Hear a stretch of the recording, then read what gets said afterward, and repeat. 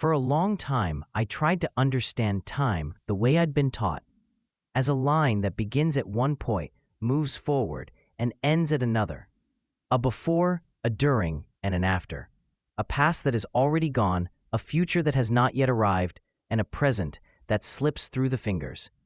But the more I observed reality, and the more I observed myself within it, the more evident it became that time does not work that way. Time does not move in a straight line. Time folds. It expands, contracts, overlaps with itself.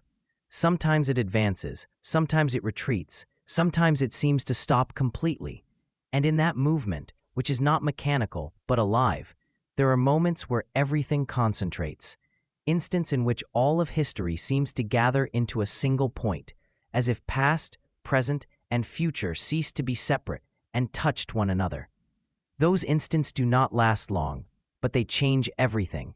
In alchemy, this kind of moment is called momentum. Momentum is not a quantity of time. It is not a date. It is not an isolated event. It is a point of maximum intensity, where the fabric of time becomes so dense that it can be recalibrated from within. An instant where history is not only observed, but where history can return to its origin and reorganize itself. The Opus Magnum, the great work beyond gold. Alchemy has always spoken of the great work, the Opus Magnum. For centuries, it was interpreted as the attempt to turn lead into gold, as if alchemists were naive chemists chasing material wealth. But that reading was always superficial. The gold spoken of in alchemy is not a metal. It is a state of coherence. The Opus Magnum is the process through which something fragmented returns to order, something sick returns to health, something separated becomes integrated again. The famous philosopher's stone is not a stone, but a state of matter and of consciousness where everything that comes into contact with it reorganizes, elevates itself, and becomes medicine. In that sense, traditional alchemy worked primarily with space, with matter, bodies, elements, with the transmutation of what is dense into something more subtle. But there is another alchemy, less named and even deeper still, the alchemy of time. If the philosopher's stone transmutes matter, momentum transmutes history. It does not turn lead into gold. It turns the past back into origin. And here something essential appears. The great work is not only the philosopher's stone, nor only momentum. The great work occurs when both alchemies meet, when space is transmuted and time is recalibrated at the same time. That is the complete Opus Magnum, the four great states of transformation. The great work does not happen all at once. There are no shortcuts. Alchemy is a long process because real transformation needs time, and it also needs to pass through layers. That is why alchemists described four great states, represented by colors, which are not poetic symbols, but real stages of human and material experience. Negredo, blackening. Negredo is the beginning, and it is uncomfortable. It is the stage where everything we believe to be solid begins to fall apart, where certainties collapse, identities crack, and the narrative that sustained us stop working. It is the dark night, confusion, the feeling of being lost. Negredo is death, but not an external death. Rather, the death of the ego as a rigid structure. It is the moment when the old begins to rot so that it can transform. There is no light yet, but there is truth, and that truth usually hurts. Albedo, whitening. After darkness, water appears. Albedo is the process of purification. The ashes of Negredo are washed. Emotions surface. A first clarity appears, not as absolute certainty, but as the capacity to see oneself with greater honesty. The moon illuminates what was previously hidden. In albedo, the soul begins to detach from identifications and to observe itself from another place. There is no integration yet, but there is awareness. Citrinitas, dawn citrinitas, is the dawn of the process.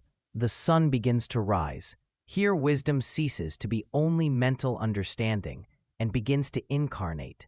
Opposites no longer reject each other. They begin to dialogue. Masculine and feminine, inner and outer. Heaven and earth start to recognize one another. The gold is not yet complete, but it's already being formed. Rubedo, reddening. Rubedo is consummation, the red of living fire, of the sun at its fullness. Here, separation disappears. Matter and spirit cease to be opposites. Experience becomes fully integrated, and the philosopher's stone activates as a permanent state, not as a single event. The 7 alchemical processes and the architecture of time within these 4 states. Alchemy describes 7 fundamental processes.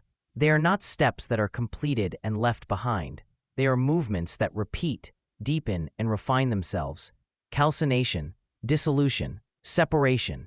Each fulfills a specific function in transformation. But there is one that organizes all the others. The 4th process, called conjunctio. Conjunction is the union of opposites, sun and moon, space and time, I and I ham. And this is key. Conjunctio is not the end of the path, it is the center. The first 3 processes occur before it. The last 3 occur after it.